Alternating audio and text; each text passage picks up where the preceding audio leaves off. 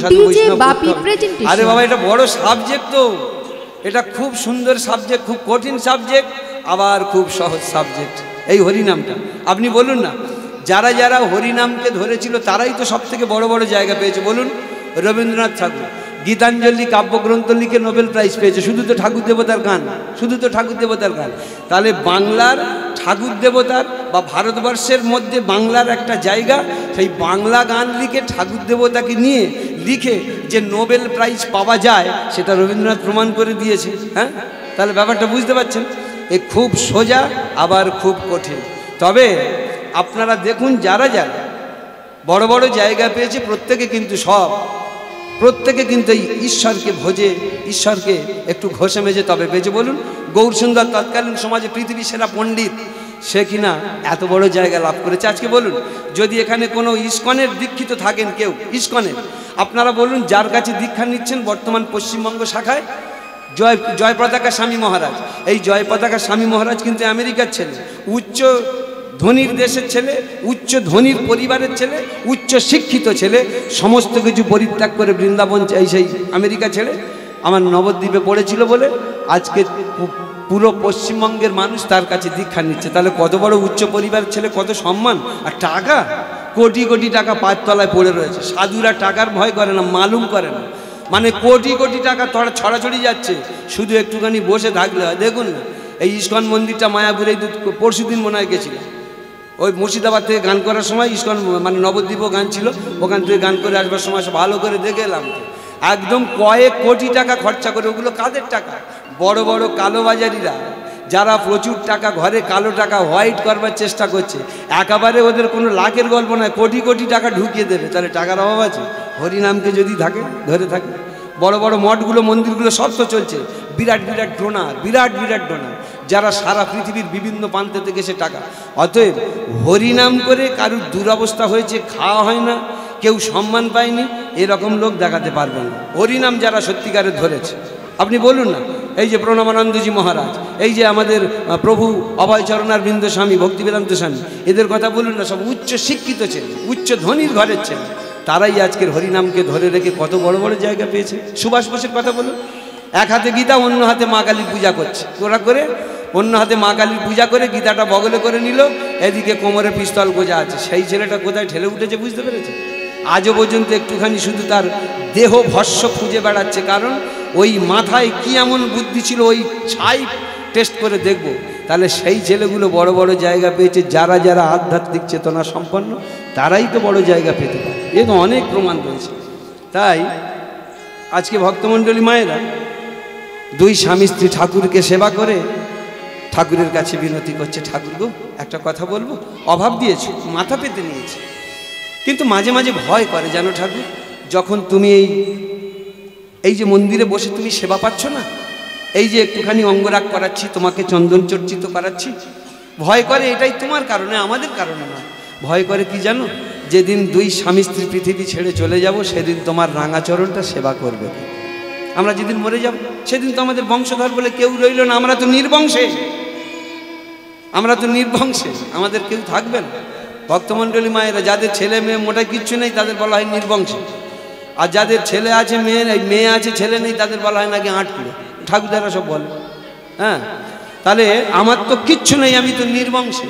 তাহলে ঠাকুর গো, তাহলে তোমার এই মন্দিরে সেবা পূজা করবে, তাই বলছি ঠাকুর একটা সন্তান দাও, শান্তিতে মরতে পারবো, আনন্দ করতে করতে মরতে পারবো। কেন জানো, যখন ভাববো যে আমাদের ভগবানকে একটা যোগ্য উত্তরাধিকারীর হাতে দিয়ে এসেছি, যে কিনা আমাদের গর্ভজাত, আমার স্বামীর ঔরসজাত সন্তান, আমাদের রক্ত থেকে উদ্ভব, তাকে আমি কৃষ্ণ সেবার দায়িত্ব দিয়ে আসতে পেরেছি।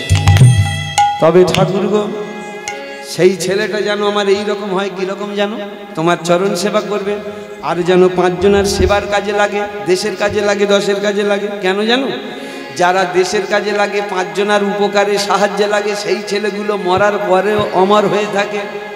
আরে ছেলেটা খুব ভালো ছেলে ছিল রে, ছেলেটা চলে গেল এইভাবে, অনুষ্ঠানটা একদম যেন বাজ ফেলে দিয়ে চলে গেল। সেই মানুষই আসল মানুষ, যার জীবন পরের দলে, রাজার মুকুট ছেড়ে হাসি মুখে সে তো কাটার মুকুট পরে। সেই মানুষই আসল মানুষ, যার জীবন পরের তরে। রাজার মুকুট ছেড়ে হাসি মুখে, সে তো কাঁটার মুকুট পরে।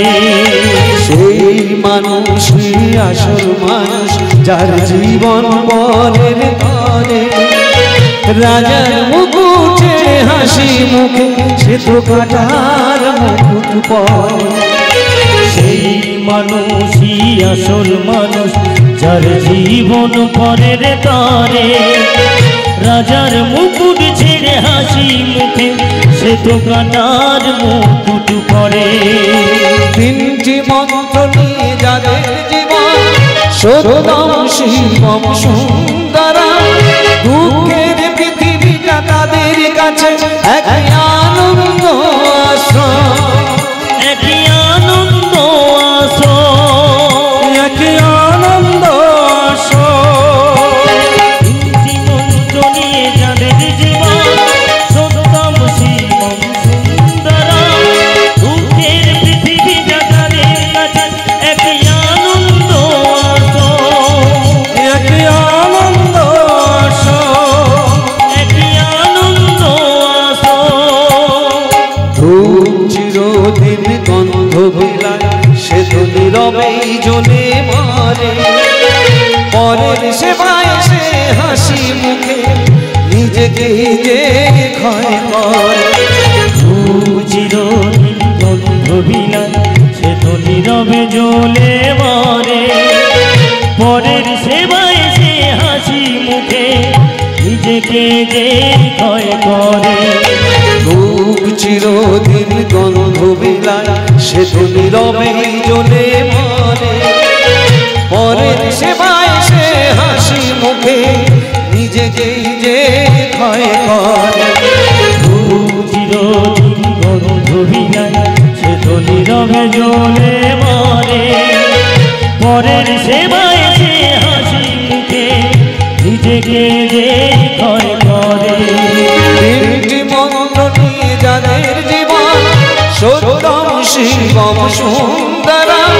দুঃখের পৃথিবীটা তাদের কাছে এক আনন্দ আশ্রম। এক আনন্দ আশ্রম, এক আনন্দ আশ্রম। তিনটি মন্ত্র নিয়ে যাদের জীবন, সত্যম শিবম সুন্দরম। দুঃখের পৃথিবীটা তাদের কাছে এক আনন্দ আশ্রম। এক আনন্দ আশ্রম। এক আনন্দ আশ্রম। এক আনন্দ আশ্রম। ঠাকুর গো, আমার ছেলেটা যেন এইরকম ছেলে দিও, তোমার চরণ সেবা করবে, আর যেন পাঁচজনের কাজে লাগে। কারণ যারা পাঁচজনের কাজে লাগে তারাই তো একদিন মরে অমর হয়ে থাকে। কিন্তু ভক্তমণ্ডলী মায়ের, ভগবান মনে মনে ভাবছেন চিন্তাটা খুব সুন্দর আছে। তবে অনেকে পাওয়ার আগে অনেক কিছু দেব বলে পেয়ে গেলে কিন্তু আমার কথা ভুলে যায়। তা ঠিক আছে, চাওয়াটা তো ভালো আছে। আমার জন্য একটা সন্তান চাইছে, দিয়ে দিই। তবে যদি দেখি যে বাড়াবাড়ি করছে, দিয়ে ধন বুঝে মন, আর কেড়ে নিতে বা কতক্ষণ কেড়ে নেব। তাই ওই প্রভাবতীর গর্ভে এক সুন্দর সন্তান দিয়েছে। সেই সন্তানটা আস্তে আস্তে বাড়ছে। প্রথম মাসের বেলায় জানি বা না জানি, দ্বিতীয় মাসেতে সবে করে কানাকানি, তৃতীয় মাসে মা আমার করে ভূতলে শয়ন, চতুর্থ মাসে মা করে মৃত্তিকা ভক্ষণ, পঞ্চম ষষ্ঠম মাস এই মতো গুজরিয়া যায়। সপ্তম মাসে মা আমার গর্ভে সাড়া পায়। সপ্তম মাসে সাধ ভক্ষণ করাই বিধিমতে, আর সাধু গুরু বৈষ্ণব সেবা দেন যতনেতে। স্বামী সপ্তম মাসে যখন সে উপনীত হয়েছে, স্বামীকে বলছে, স্বামী গো, একটা কথা তোমায় বলবো। সারা জীবনে তোমার কাছে আমি কিছুই দামি দামি কিছু চাই না। আজকে একটা কথা বলি, তুমি রাখবে? আমার তো তুমি সাধ ভক্ষণ করাবে, তাই না? হ্যাঁ, এই সাধ ভক্ষণের দিনে তুমি অন্তত দুজন সাধুকে নিমন্ত্রণ করে, অথবা দুজন বৈষ্ণবকে নিমন্ত্রণ করে সেই সাধু বৈষ্ণব সেবা দিয়ে, সেই সাধু বৈষ্ণব সেবার উচ্ছিষ্ট অন্ন আমার মুখে একটু দিতে পারো। আর আমি তোমার কাছে কিছুই চাই না। অবশ্যই তোমার মনের বাসনা পূর্ণ করব। কিন্তু তার আগে তুমি বলো যে হঠাৎ করে এই মনোবাসনা তোমার হলো কেন?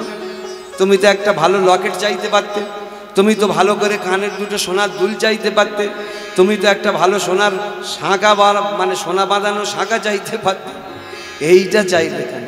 বাবারে কি দিন পড়ে গেছে। শাঁখা শুধু শুধু পরা যাবে না যদি না সোনা লাগানো থাকে। দরকার হলে আমি খোলা হাতে ঘুরে বেড়াবো, শাঁখায় যদি না সোনা লাগাস ও শাঁখা আমি পরবো না। হ্যাঁ, ভক্তমণ্ডলী মায়েরা বলছে স্বামী গো আমি এইগুলো চাইনি, কেন জানো? একটাই কারণ। কি জন্যে বলো? আগে তুমি যে ভালো সন্তান চাইছিলে, হ্যাঁ তুমি না, তোমাদের কথা বলিনি, আমার সেই বউটার কথা বলছিলাম। যতদিন না সোনার শাঁখা বাঁধিয়ে দিয়েছি সে কি দাল করা আরম্ভ করে দিয়েছে গো। যাকে ভক্তমণ্ডলী মায়েরা এইবারে কি হয়েছে দেখুন, বলছে তোমাকে আমি কি বোঝাবো স্বামী, তুমি তো একজন শাস্ত্রজ্ঞ, তোমাকে বোঝাবার মতো ক্ষমতা আমার আছে। তবে একটা কথা বলি শোনো, তুমি জানো স্বামী যখন জমিতে নোনা লেগে যায় তখন নোনা কাটাবার জন্য নানান রকম পদ্ধতি মানুষ করে থাকে যাতে করে উর্বর হয়।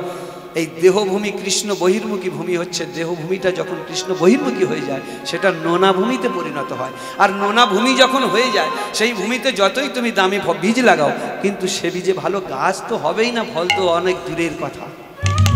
অতএব তুমি যদি ওই সাধু বৈষ্ণবের উচ্ছিষ্ট আমার এক বিন্দু দিতে পারো, আমার দৃঢ় বিশ্বাস, আমার ধারণা যে আমার গর্ভে অবশ্যই যে সন্তানটা আমি আশা করছি সেটা পাবোই। কারণ বীজ যদি ভালো হয়, ক্ষেত্র যদি ভালো হয়, যে কোনো বীজে অন্তত ভালো একটা গাছ হবে, দুটো ফল দিয়ে তারপরে মারা যাবে। জানো স্বামী গো তোমাকে আরও আমি কি বলবো বলো না। তুমি তো জানো অভিমন্যু চক্রব্যূহের মধ্যে ঢুকতে পেরেছিল কিন্তু বেরোতে পারেনি, কেন জানো? তার মার ভুল ছিল। কি ভুল ছিল? জগৎকে সেইটাই তো বার্তা দিয়েছিল, দেখো জগৎ, মা যদি ভুল করে থাকে সেই ভুলটা সন্তানের ক্ষেত্রে একটা বড় বাধা হয়ে দাঁড়ায়। কারণ আপনারা হয়তো বলতে পারেন, প্রশ্ন করতে পারেন, উত্তমবাবু স্বামী স্ত্রী দুজনার মিলনে হয় সন্তান, তার সমস্ত দায়ভারটা কেন মা নেবে, কেন বাবা কেন নেবে না? একদম যুক্তির কথা বলেছেন, এটা একদম যুক্তির কথা। কিন্তু আপনাদের বলি, আপনি একটু ভাবনা চিন্তা করে বলুন, শাস্ত্রগুলো পড়ে বলুন, পিতা স্বর্গ পিতা ধর্ম, তাই বলে না? না তাহলে কি হলো? পিতা স্বর্গ পিতা ধর্ম, ওই পর্যন্ত আটকে গেল। আর জননী স্বর্গা দোপি গরিয়সী, দোপি মানে কি? থেকেও। জননী স্বর্গের থেকে বড়। কেন বড়? তাহলে পিতা আটকে গেল এক জায়গায়, মাতা তার থেকে আরো বড় উঁচু পোস্ট দিয়ে দিল। এ আমার কথা নয়, শাস্ত্রের কথা। কারণ পিতার ভূমিকা মুহূর্তের জন্য আর মাতার ভূমিকা 10 মাস 10 দিন। অনেক মা জীবনের সমস্ত সুখ জলাঞ্জলি দিয়ে এই পৃথিবীর বুকে ছেলেটাকে আনে, এই এমনকি এই সন্তানকে আনবার জন্য অনেক মা তার জীবন পর্যন্ত চলে যায়। অনেক মা মারাও যায় না, হাসপাতালে নার্সিংহোমে ছেলেটা জন্মালো, মা মারা গেল, হয় না? তাহলে এই সন্তানকে লালন পালন করে তোলবার জন্য মা কত কষ্ট করে, গর্ভে 10 মাস 10 দিন সহ্য, খেতে পাচ্ছে না, ঘুমোতে পাচ্ছে না, অসহ্য যন্ত্রণা, ব্যথা বেদনা। তারপরে শেষকালে আবার যখন পৃথিবীতে আনলো, তারপরে দেখুন না সারাটা মানে অন্তত 10 বছর বয়স পর্যন্ত সারা জীবন তেতো বিরক্ত করে দিচ্ছে। 5 বছর বয়স পর্যন্ত ছেঁড়াছিঁড়ি করে তো দুধ খাবে, বলুন, ছেঁড়াছিঁড়ি করে দুধ খায়। মা এদিকে এক মুঠো ভাত খেতে বসেছে, ছেলেটাকে কোলে করে নিয়ে ভাত খেতে বসেছে, অমনি পায়খানা করে দিতে, পায়খানা করে। মা আমার সেই সময়, ভগবান দুটো ভাত আমার খেতে দেবে না, আমার মরণ হয় না। কি গো, সেই সময় কোনোদিন বলে তুই মরতে পারিস না, দুটো ভাত খেতে দিস না? মা কি বলে? ক্ষোভে দুঃখে, মানে ঠাকুর আমার মরণ হয় না, দুটো ভাত খেতে বসেছি তাও পর্যন্ত কোলে পায়খানা করে দিল। এই বলল বটে, আবার উঠে গিয়ে সেই পায়খানা পরিষ্কার করে আবার মা এসে দুটো ভাত খাচ্ছে। কীরকম পরিশ্রম বলুন? সারাদিন মাদের পরিশ্রমের কোনো তুলনা নেই, এদের লেবার দেওয়া যাবে না। যেমন যারা জাল বুনে বিক্রি করে দেখেছেন, এর লেবার দিতে পারবেন আপনি? এর পয়সা দিতে পারা যায়? শালা একটা বোধ হয় 7 হাতে জাল তৈরি করতে মনে হয় 4 বছর লেগে যাচ্ছে, চোখে তারা খসে যাচ্ছে। দাম নিচ্ছে কত? 3000 3.5 টাকা। তোর কটা চোখে তারা খসেছে দেখ। জাল বোনার যেমন মজুরি দেওয়া যায় না, আর মায়েদের সংসার জীবনের মূল্য দেওয়া যায় না। তার কারণ দেখুন, পুরুষ মানুষরা রোজগার করে দিয়ে বাজারটা করে দিয়ে বড় জোর শান্তি হয়ে যাচ্ছে। এই বলুন, এই যে হরিবাসরটা হচ্ছে, মারা যারা এখানে এসে বসে আছে তাদের কিন্তু লোকজনের ঝামেলা মিটিয়ে দিয়ে খাওয়া, রান্না বান্না, হ্যান ত্যান করে থালা বাসন মেজে তবে একটুখানি ফাঁক ফোঁক করে এখানে বসতে হচ্ছে। আর পুরুষ মানুষরা ইনকামটা করে বাজারটা ধরিয়ে দিয়ে সারাদিন এখানে চার দোকানে বসে একটুখানি আড্ডা দিচ্ছে, ওখানে একটুখানি বসে তাস খেলছে। কিন্তু মায়েদের পরিশ্রম, আবার এই একটা পালা গান শুনে ফের চলে যেতে হবে, লোকুলুম্বগুলো সে টাকটাক করছে, ফের খেতে দিতে হবে। চা কোথায়, মুড়ি কোথায়, টিফিন কোথায়, বিস্কুট কোথায়, হ্যান কোথায়? এদের পরিশ্রমের কোনো মূল্য দেওয়া যায় না। তাই স্বামী গো, তোমাকে আমি কি শিক্ষা দেব? স্বামী, তুমি তো জানো অভিমন্যু চক্রব্যূহের মধ্যে ঢুকতে পেরেছিল, বের হতে পারেনি। তার কারণ তার মার একটা ভুল ছিল। কি ভুল? না, যখন তার বাবা তার মাকে চক্রব্যূহের মধ্যে ঢোকার গল্প, অভিমন্যু সেই সময় গর্বে আছে আর কি, ঢোকার গল্পটা বলছিল, বের হবার গল্পটাও বলছিল। যখন ঢোকার গল্পটা বলছিল, মা ছিল জেগে, সন্তান ছিল জেগে। আর যখন বের হবার গল্পটা বলছিল, মা গেছিল ঘুমিয়ে, গর্ভের সন্তান গেছিল ঘুমিয়ে। এই কারণে বের হবার গল্পটা হলো না শোনা। সপ্তরথী মিলে নৃশংসভাবে খুন করলো, ঢুকলো ছেলেটা, বেরোতে পারেনি। স্বামী পঞ্চপাণ্ডব সখা কৃষ্ণ ভগবান, স্বামী পঞ্চপাণ্ডব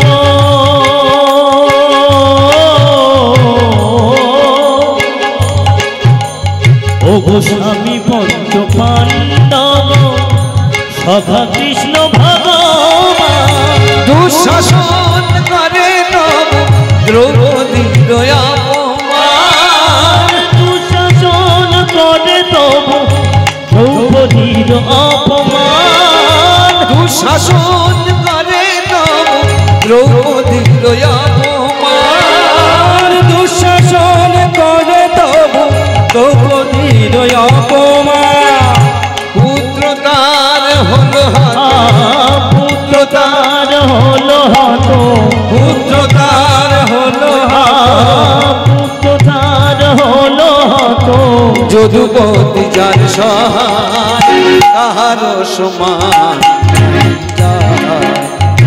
চিরদিন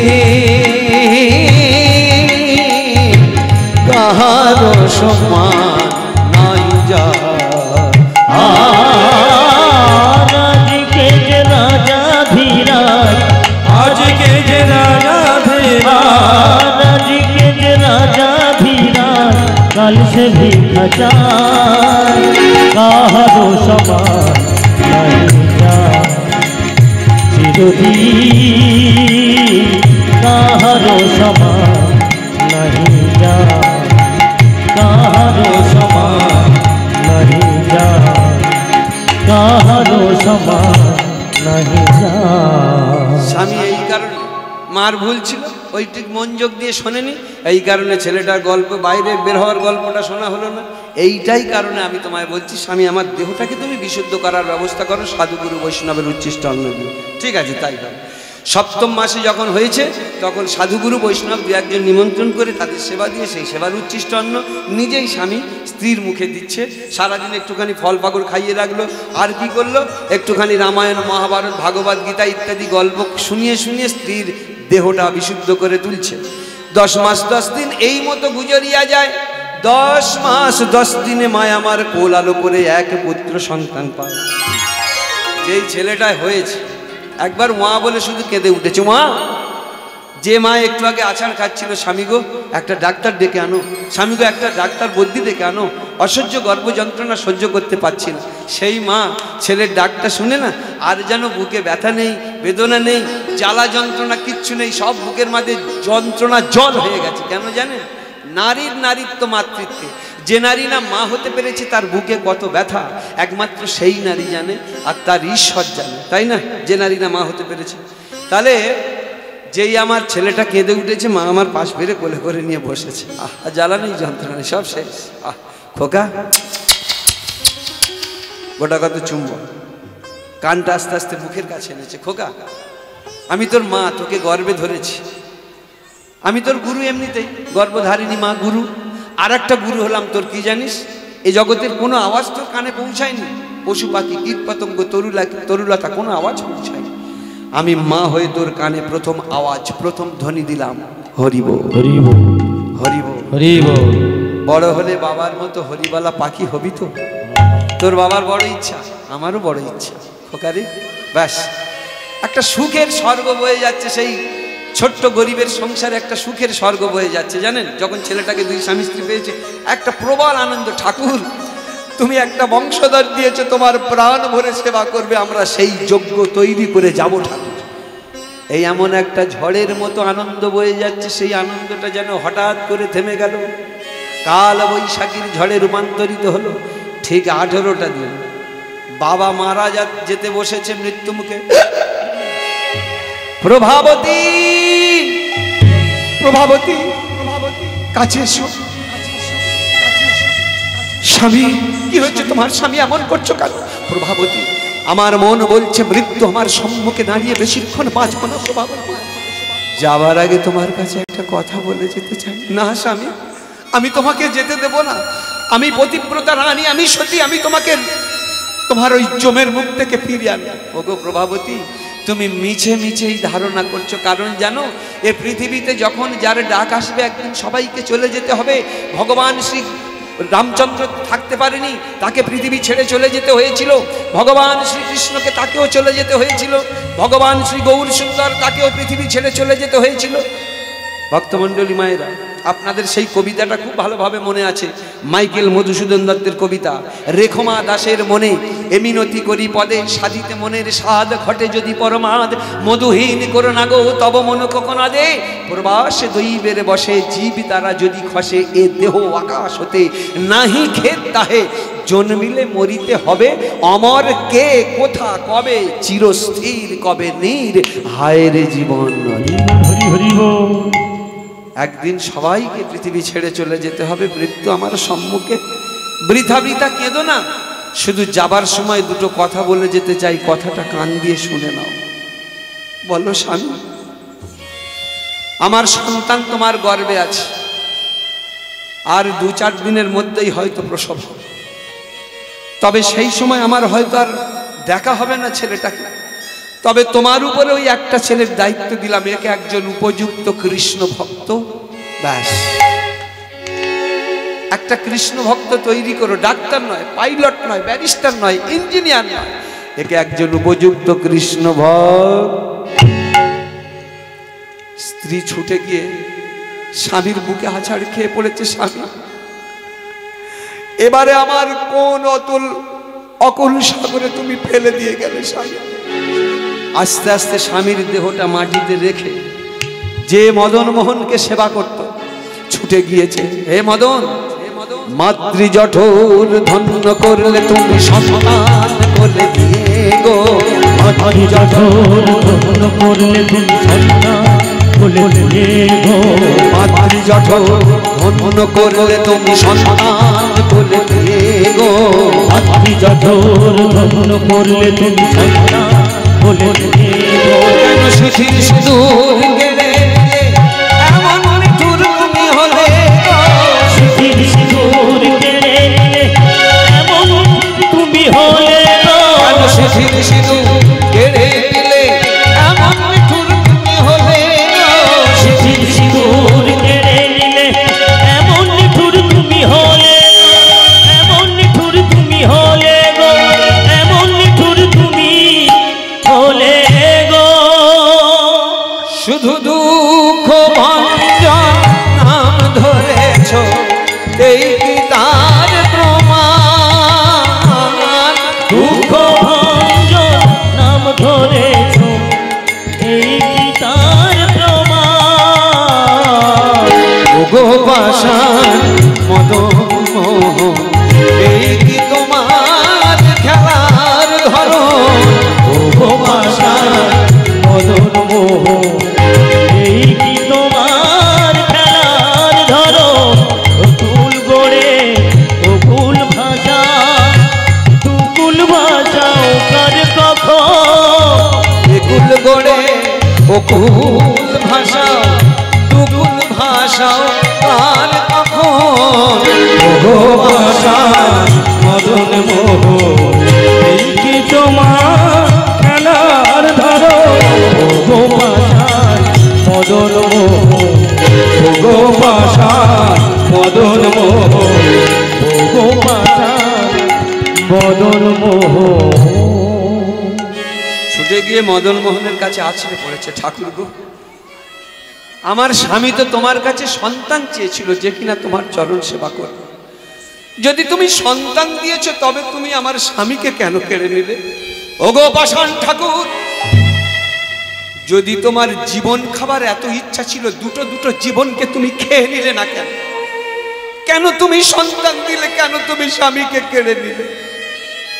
তুমি আমার এক কুল ভাঙলে, এক কুল করলে, ঠাকুর দুকুলকে ভেঙে দিলে না কেন? ভক্তমণ্ডলী মায়েরা দেখবেন, আপনারা অনেক সময় দেখেছেন বা শুনেছেন, নদীর এক কুল ভাঙে এক কুল গড়ে। কোনো সময় শুনেছেন নদীর একসঙ্গে দুকুল ভাঙে বা দুকুল গড়ে? শুনবেন না। কিন্তু মানুষের জীবনে মাঝে মাঝে দুকুল ভাঙে। সেই দুকুল যদি একবার ভাঙে, তবে উপরের ভগবান আর উপরে থাকতে পারেন না, সোজা করুণা করবার জন্য ভক্তের কাছেই নামে। কিরকম দুকুল?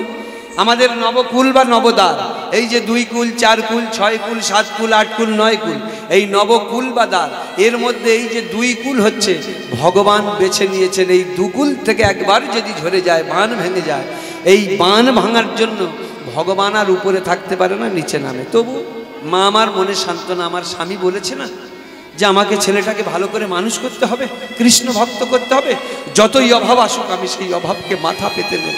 হ্যাঁ, আমার ছেলেকে মানুষ করতে হবে, এই বলে মা আমার এই ঠিক যখন আস্তে আস্তে ছেলেটা একটুখানি বাড়ছে আস্তে আস্তে, কিন্তু ভিক্ষেবৃত্তি তো প্রত্যেক দিন কোলে করে করে নিয়ে ভিক্ষে করে, 2-4 বাড়ি ভিক্ষে করে আস্তে আস্তে খাইয়ে ছেলেটাকে বড় করে।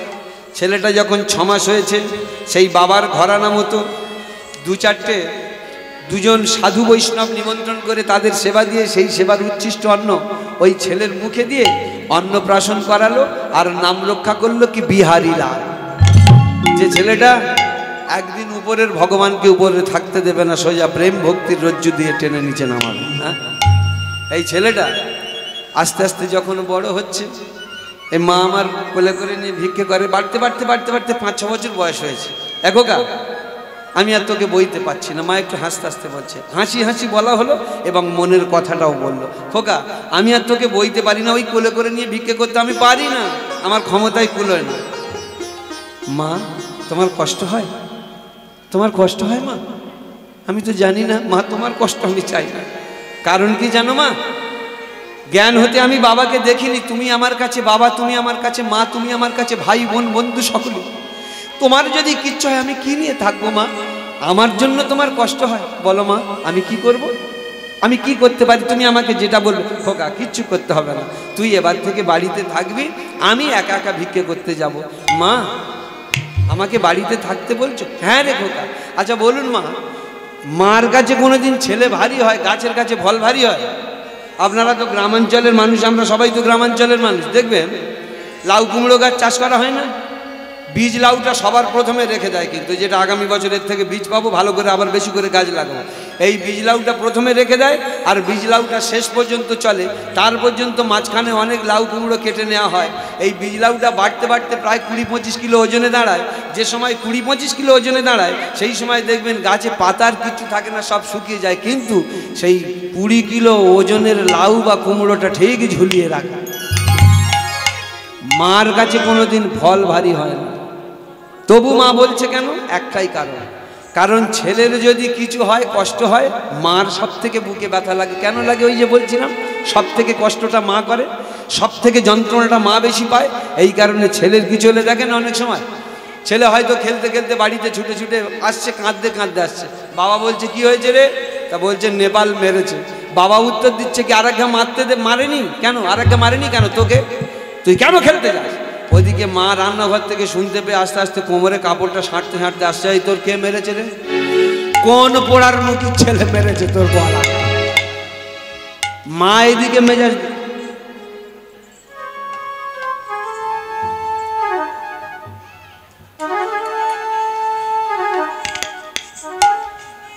यदा यदा हि धर्मस्य ग्लानिर्भवति भारत अभ्युत्थानम् अधर्मस्य तदधमानं सृजाम्यहं परित्राणाय साधूनां विनाशाय दुष्कृतं धर्म संस्थापनार्थाय सम्भवामि युगे युगे वशांसि गृह्णामि यथा विहाय नवानि गृह्णाति नरो पराणि तथा शरीराणि विहाय चिन्नन्यानि संयाति नवानि देहि।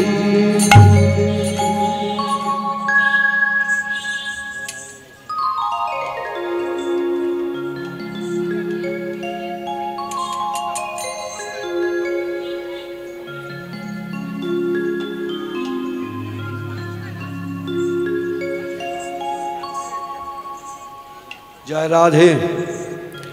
অনন্যশ্চিন্তন্তমং এ জনাঃ পর্যুপাসতে তেষাং ভিনিত্যং যোগক্ষমং বহাম্যহম।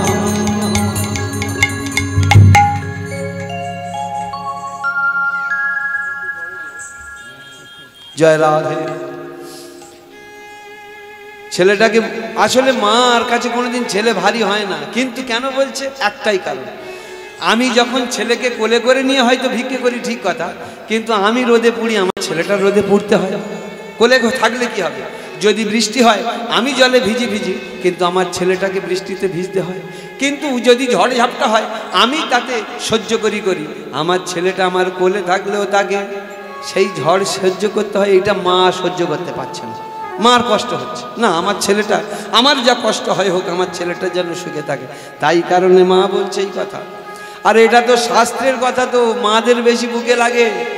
ভাজা বলো ভুজো বলো ভাতের সমান নয়, মাসি বলো পিসি বলো মায়ের সমান নয়, ভাই বলো ভগ্নী বলো ঘরণী কাঁদবে 3 দিন, মা জননী কাঁদবে আমার বাঁচবে যতদিন।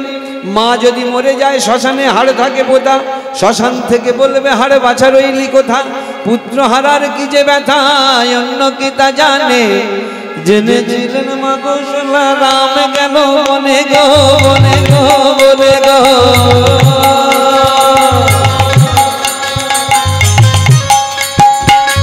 ভাজা বলো ভুজো বলো ভাতের সমান নয়, ভাজা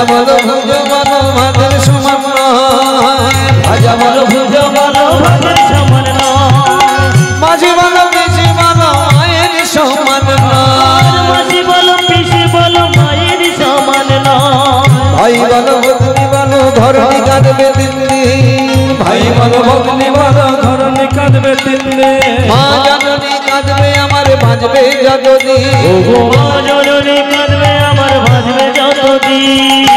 মা যদি মরে যায় শ্মশানে হাড় থাকে পোতা, মা যদি মরে যায় শ্মশানে হাড় থাকে পোতা, শ্মশান থেকে বলবে হাড় বাছা রইলি কোথা, ওই শ্মশান থেকে বলবে হাড় বাছা রইলি কোথা। পুত্র হারার কি যে ব্যথায় অন্য কি তা জানে, পুত্র হারার কি যে ব্যথায় অন্য কি তা জানে, জেনেছিলেন মা কৌশলা যেদিন রাম গেল বনে, ওই জেনেছিলেন মা কৌশলা যেদিন রাম গেল বনে।